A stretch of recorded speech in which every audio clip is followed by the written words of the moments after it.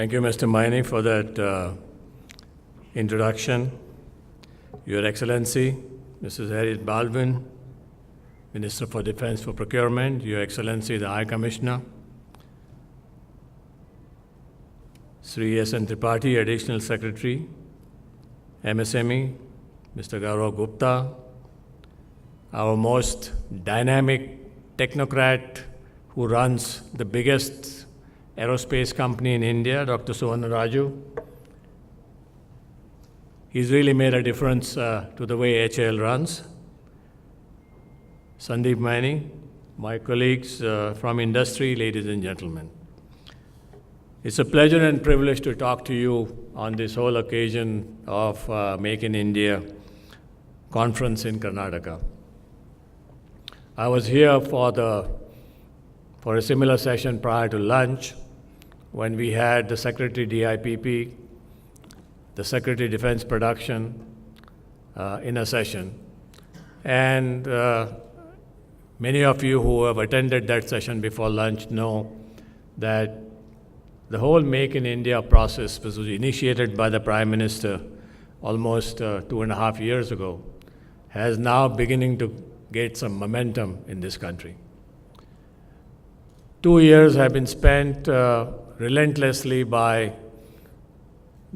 the Department of Industrial Policy and Promotion, by the Ministry of Defense, Department of Defense Production, Department of Defense, and everybody that's involved in this process to create a mindset change in terms of what is necessary to make in India. If you looked at a definition of Make in India 10 years ago, it meant something. If you looked at it 2 years ago, it meant something else. If you look at it today, it means something, but still doesn't mean the real Make in India. Because I think it is still assembly in India, as Mr. Suvarna Raju said. We have reached self-reliance only in 30% of our output. 70% still comes from abroad. So clearly, we now have the policy, we now have the direction. Mr. Gupta, who is the Secretary of Defense Production in the morning, mentioned that almost 80-90% of all AONs are now on the Make in India category, as per the new defense policy of 2016. So what exactly is holding back industry, whether public, private, doesn't matter, industry from really getting geared up to manufacture much more than what they are doing today? As far as I'm concerned, I'm a believer and a supporter of the whole Make in India strategy. I think it's a very, very major game changer for this country. Many of you may not realize what this really means in numbers, but what this fundamentally means is in the next 15 years, India's manufacturing output needs to be 4 to 5 times of what it is today. So the velocity of growth in manufacturing has to be dramatically high. Now, how do we achieve this? And especially when it comes to defense and aerospace, since this is a subject of today's panel. I know after me we're going to have a distinguished speaker, Her Excellency, the Minister for Defense Procurement from the United Kingdom, talking about it.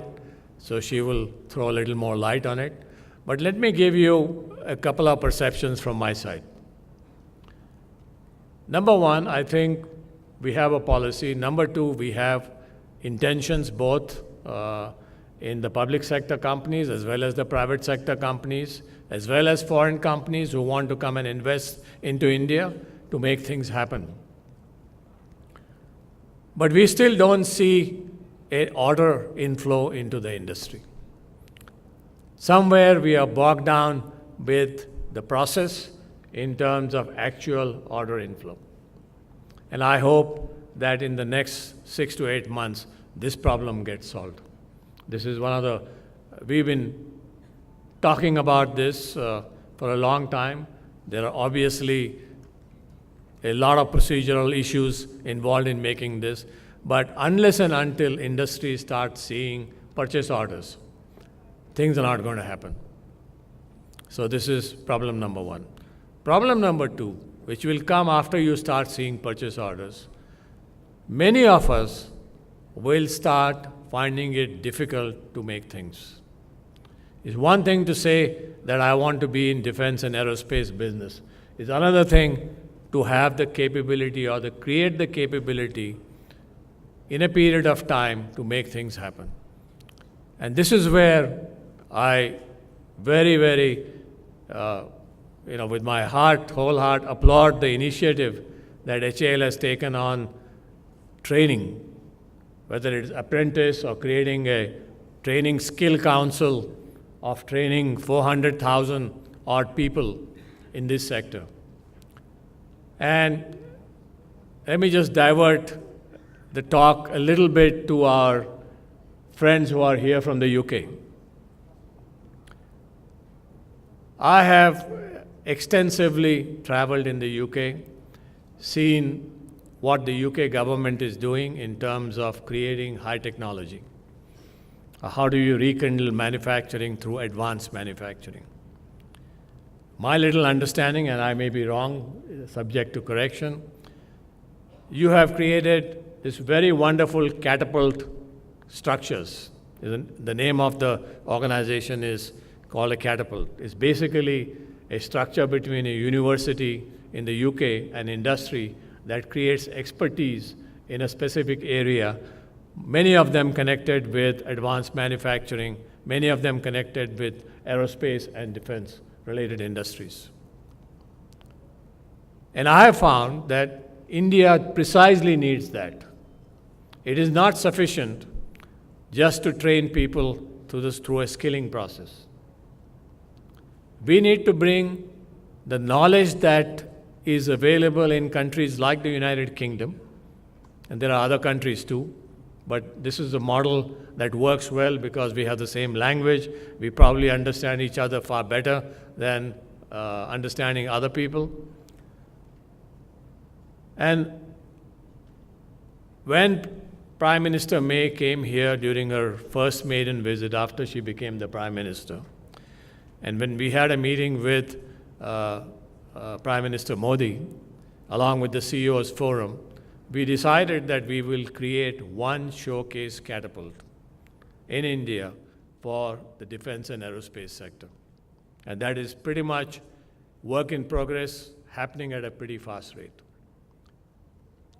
Now you need institutions like this, which will bring in people from the other side, create capability in India to develop the skills and the knowledge that we are going to need tomorrow, not the knowledge that we need today. Technology in this sector is changing at a very fast rate. I mean, everybody's heard of Industry 4.0. I don't know how much do you understand what Industry 4.0 means. It seems to be some kind of a label. But in a simple manner, Industry 4.0 is a process that bridges the communication gap that exists between man and machine, machine and machine, machine and man in the manufacturing system. And this is done many different ways using digital technology. And I believe we as Indians, with our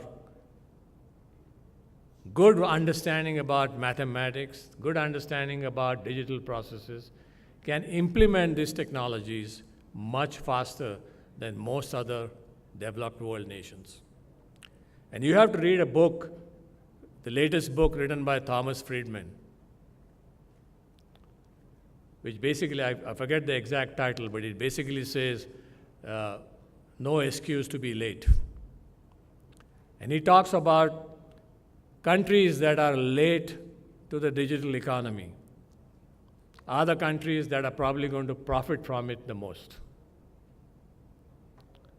And I hope that we in India, through this whole process of defense manufacturing, aerospace manufacturing, which will have to take us to digital processes will profit from creating not only a defense and aerospace manufacturing industry, but a whole new industry in the digital age. Thank you.